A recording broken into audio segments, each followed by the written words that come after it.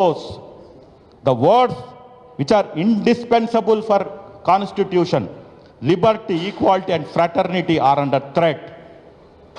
ఇది basic structure of constitution అంటాము.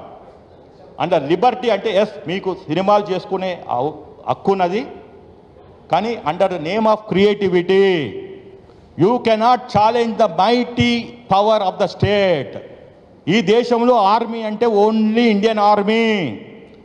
Pushparaj army అనేది ఒకటి కొత్తగా ఈ సినిమా చూసిన ఇంకా ప్రపంచంలో ఈ భూభాగంలో ఇంకొక ఆర్మీ తయారు కాబోతుంది. Unfortunately, educated or uneducated people, whom they call themselves of Pushparaj fans, has become Pushparaj army.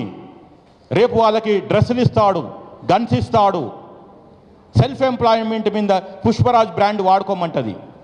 అప్పుడు ఈ స్టేట్ ఆపగలుగుతుందా? అంటే ఈ స్టేట్కి, ఈ ప్రభుత్వాలకి ముందు చూపు లేదు.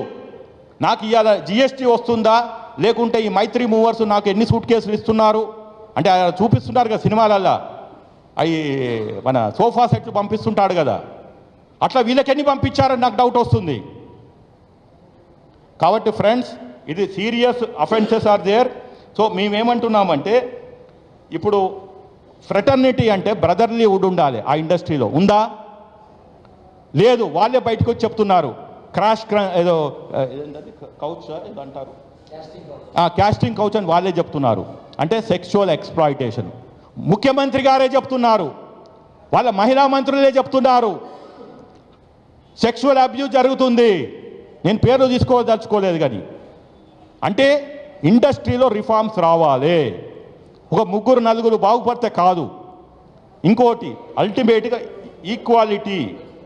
అంటే ఇప్పుడు సింపుల్గా ఏమవుతుంది అంటే, మనీ అంతా అందరి మనీగా వచ్చి ఒక ఇద్దరు ముగ్గురికి చేరుతుంది.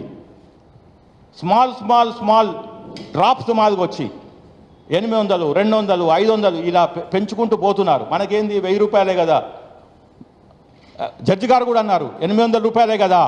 అంటే అప్పుడు చెప్పాము 800 × 10 చేసుకోండి 8000. అంటే అప్పుడు వారు ఆశ్చర్యపెట్టారు. కరెక్టే కదా, 10,000 జిఎస్టీ కలిపితే 12,000 అవుతుంది ఒక మధ్యతరగతి కుటుంబం అని వారు కూడా ఎన్లైటన్ అయ్యారు.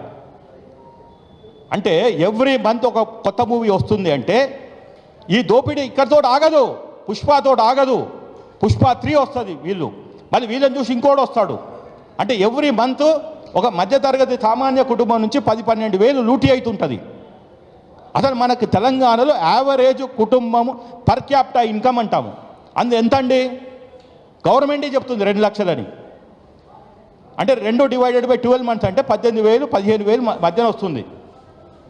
అంటే వాడు ఏం తినాలి, ఏం బట్టలు కొనుక్కోవాలి, ఇటుకరా ఏం కట్టాలి, వాళ్ళ పిల్లల్ని ఏం చదివించుకోవాలి, ఏమైనా ఆరోగ్యం గురించి ఇన్సూరెన్స్లో లేకుంటే అనుకోకుండా అవుట్ ఆఫ్ పాకెట్ ఎక్స్పెన్సెస్ ఏమవుతాయి, ఇలా చూసుకోకుండా సగటు సిటిజను వాడు purchase power out of pocket expenses bear చేస్తాడా అని చేయడానికి చూసుకోకుండా మీరు సినిమాలకు ఇచ్చేశారు లెఫ్ట్ రైట్ సెంటర్, దోచుకున్నవానికి దోచుకున్నంత అని.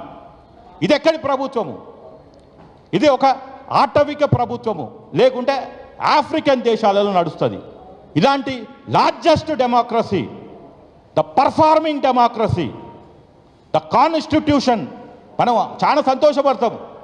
ఏ written constitution written by doctor BR Babasaheb Ambedkar గారు. ఇవాళ వారి ఆశయాలు, వారి స్పిరిట్ని ఈ రాష్ట్ర ప్రభుత్వము, నేను ఇది క్లియర్గా చెప్తున్నాను, they have killed the spirit of doctor B R Ambedkar garu. Okay. So ఇంకోటి, ఇప్పుడు coming to the other petition,